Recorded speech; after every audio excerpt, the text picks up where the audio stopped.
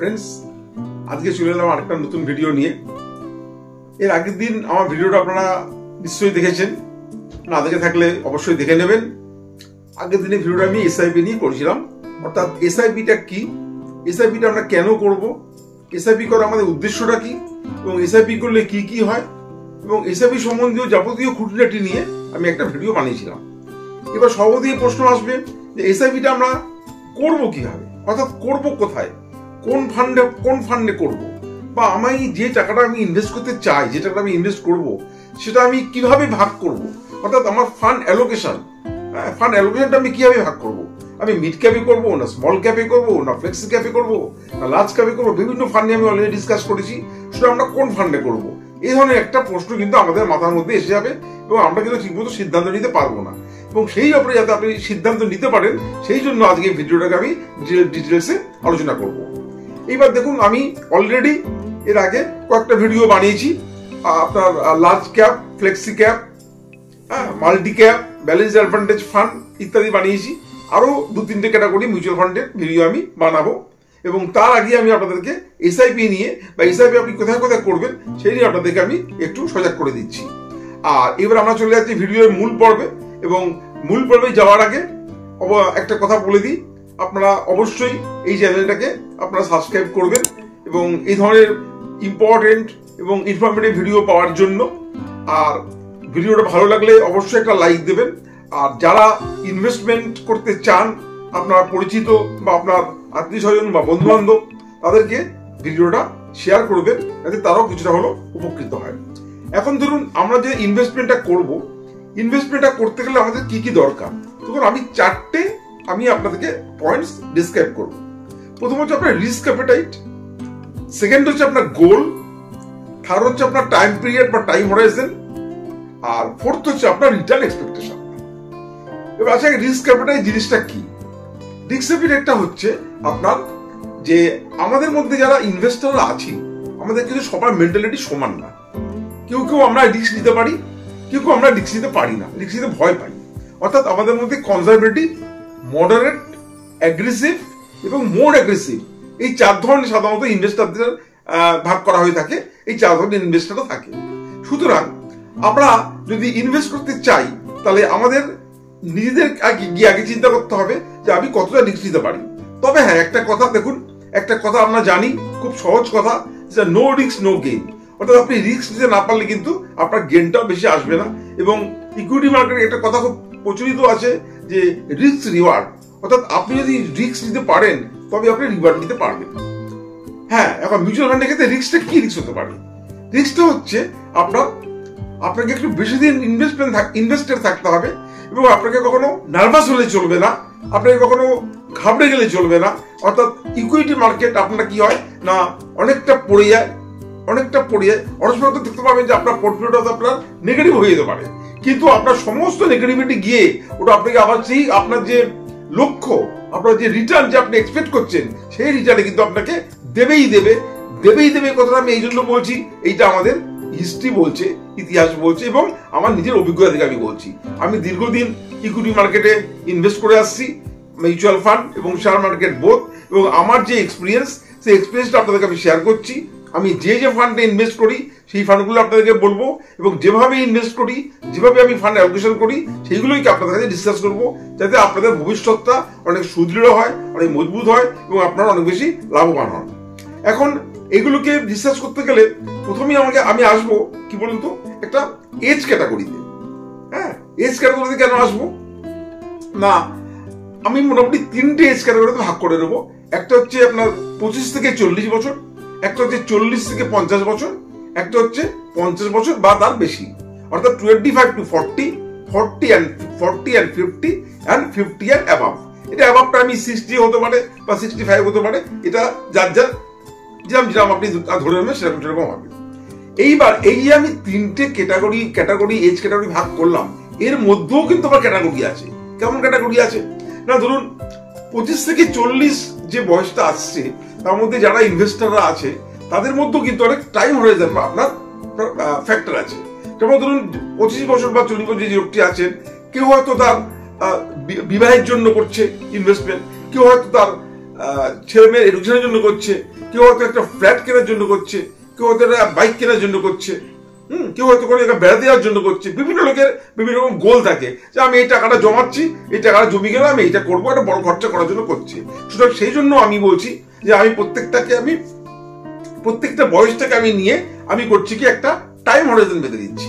Time ফ্রেমটাকে আমি এমন ভাবে বেঁধেছি যে যারা ইনভেস্ট করবেন তারা 5 থেকে 7 বছর অর্থাৎ 5 to 7 ইয়ার্স একটা করবেন, আর একটা 7 to 10 ইয়ার্স একটা করবেন, আর একটা 10 ইয়ার্স এন্ড অ্যাবভ করবেন। এবার আমি মোটামুটি একটা প্রফিট বা আপনি গেইন করতে পারেন সেই জায়গায় আসছি।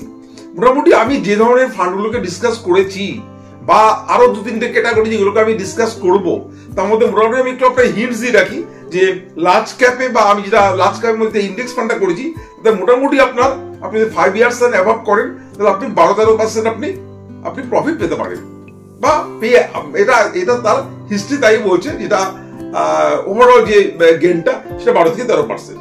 ফ্লেক্সি ক্যাপে আপনার মোটামুটি সেটা চলে যাবে 18 থেকে 20%। আর ব্যালেন্স অ্যাডভান্টেজ ফান্ড যেটা আছে সেটাই আপনার আসবে একটু বেশি লার্জ ক্যাপের থেকে ওই 14 থেকে 15% মতো আপনি এক্সপেক্ট করতে পারেন। আর মিড ক্যাপে আপনার আসবে 20 থেকে 21%, কখনো 22%, কখনো তার থেকে বেশিও আসতে পারে। আর স্মল ক্যাপে মোটামুটি আপনার এরকম 20-22-24% মতো আপনার রিটার্ন আসতে পারে। তবে পুরোটাই কিন্তু যা হিস্ট্রি বলছে সেই অনুযায়ী বলা হচ্ছে এবং আশা করি এটা খুব একটা নড়চড় হবে না। এবার আমি আসছি যে আমার টাইম ফ্রেমটার উপরে, অর্থাৎ 5 থেকে 7 বছরের মধ্যে যারা আমরা ইনভেস্ট করব তারা কিভাবে ইনভেস্ট করব। আমরা তারা করবো কি, আমাদের যে টোটাল অ্যামাউন্টটা আছে, ধরুন আপনি যে অ্যামাউন্টটা আপনি ইনভেস্ট করবেন সেটা পুরোপুরি আপনার নিজস্ব ব্যাপার।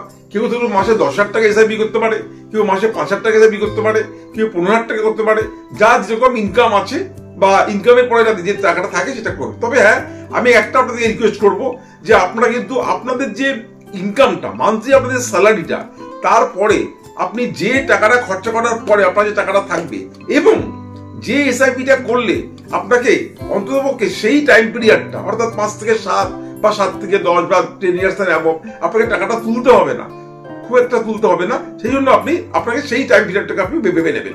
তবে হ্যাঁ, এমার্জেন্সি টাইমে কিন্তু আপনার মিউচুয়াল ফান্ড থেকে টাকা তোলা যায়, এটা আমি আগেই বলেছি। এই ব্যাপারে ঘাবড়ানোর কোনো ব্যাপার নেই যে আমি 5 থেকে 7 বছর বলছি মানে এই নয় যে টাকা তোলা যাবে না, সেটা তো অন্য ব্যাপার হলো। কিন্তু আপনি যদি টার্গেটটা ফুলফিল না করেন তাহলে আপনি যে গেইনটা পাবেন না।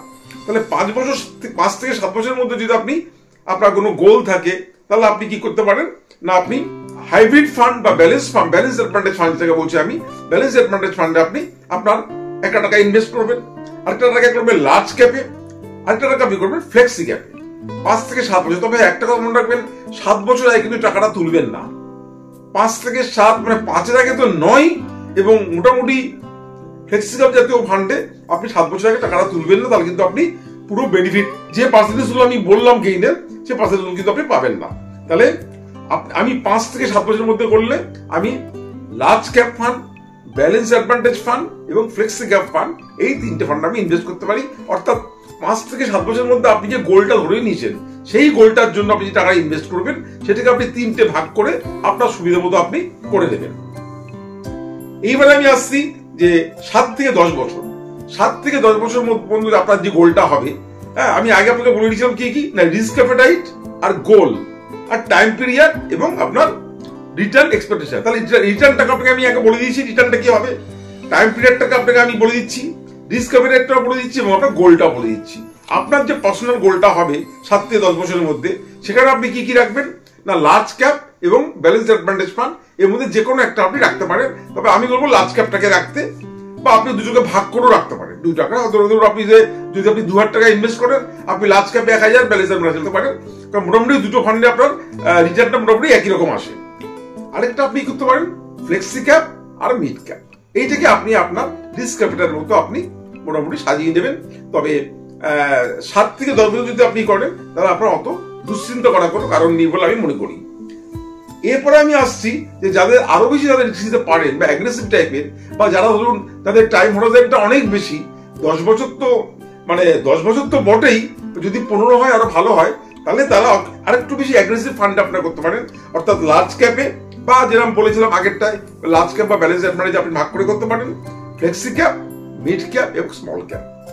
তাহলে এখানে 4টে ফান্ড আমি বলে দেবো, যেহেতু আপনার একটা লং টার্মের জন্য টাকাটাকে ভাগ করে নিয়ে large cap, flexi cap, mid cap, small cap. কারণ মিড ক্যাপ, স্মল ক্যাপে আপনার রিটার্নটা অনেক বেশি এবং এটা রিস্কটাও বেশি। রিস্কটা কি জন্যে? রিস্কটা টাইমের জন্য। কারণ দেখুন মার্কেট প্রচন্ড উত্তেজনাই হয়। আজ থেকে 2 বছর কি 3 বছর পরে কি হবে বলতে পারে না। মার্কেট যখন বিয়ার মার্কেটে আসে, সেই বিয়ার ফেস থেকে একটা বুল মার্কেটে যেতে গেলে আবার 2-3 বছর সময় লাগে। সেই বুল মার্কেট ফুল পারফর্ম করতে গেলে আরো 2-3 বছর সময় লাগে। অটোমেটিক্যালি আপনার 5-6 বছর চলে যাচ্ছে। সুতরাং আপনি যখনই ইনভেস্ট করবেন, আপনি 10 বছরের বা তার অ্যাভাব আপনি ওটা ধরে নিয়ে আপনি ওটাকে ইনভেস্ট করবেন। আমি এসআইপি নিয়ে আগে ভিডিওটা করেছি, ওটা অবশ্যই দেখে নেবেন। এবং এর আগে যে ফান্ডগুলো আমি ডিসকাস করেছি, অর্থাৎ বিভিন্ন ক্যাটাগরিতে কোন ফান্ডগুলোতে ইনভেস্ট করলে আপনি ঠিকঠাক রিটার্ন পাবেন, সেটা আপনি একবার ওই আগের ভিডিওগুলো অবশ্যই দেখে নেবেন। আমার ডেসক্রিপশনে দেওয়া থাকবে লিঙ্কগুলো, আপনারা সেটা দেখে নেবেন। আর কি করবেন না, প্রত্যেক বছর আপনার যখন ইনকামটা বাড়বে, আপনি যখন দেখতে পাচ্ছেন যে না আপনার অর্থাৎ আপনার খরচের পরে যে এক্সেস টাকাটা থাকবে, সেটা সবসময় আপনি মিউচুয়াল ফান্ডে বা ইকুইটিতে আপনি ইনভেস্ট করবেন। এবং সেইটা করবেন কি, প্রত্যেক বছর অন্তপক্ষে 8 to 10% আপনি টাকাটাকে বাড়ানোর চেষ্টা করবেন। কারণ দেখুন আমাদের এখানে ইনফ্লেশন হয়, আমাদের দেশে সব দেশে একটা ইনফ্লেশন হয়। আমাদের ভারতবর্ষে মোটামুটি 5 to 6%, 7% আমাদের একটা ইনফ্লেশন রেট। অর্থাৎ আপনি যদি ইনফ্লেশনকে বিট করার জন্য আপনি যদি টাকাটাকে না বাড়ান, তাহলে আজকের যে টাকাটা ধরুন 5 লাখ টাকা ভ্যালু, আজ থেকে 10 বছর 15 বছর পর তো টাকাটার ভ্যালু সেটা থাকবে না। সেই টাকাটার ভ্যালুটা যদি আপনি সেই সময় গিয়ে পেতে চান, তো অবশ্যই কিন্তু আপনাকে 5-6% বেশি, পারলে 8 to 10% আপনি প্রত্যেক বছর আপনি আপনার ইনভেস্টমেন্টটাকে অবশ্যই বাড়াবেন। তাহলে এবার ফ্রেন্ড, মোটামুটি আমি আশা করি আপনাদের বুঝাতে পেরেছি। আর আপনাদের যদি এটা বুঝতে কোনো রকম অসুবিধা হয়, কোনো রকম প্রশ্ন থাকে, প্লিজ আপনারা কমেন্ট বক্সে কমেন্ট করবেন। আমি প্রত্যেকটা কমেন্ট পড়ি এবং প্রত্যেকটা কমেন্টে আমি উত্তর দিই। এবার আমি 2-4টে কথা বলে এই ভিডিওটাকে শেষ করব, আর বেশি দীর্ঘায়িত করব না।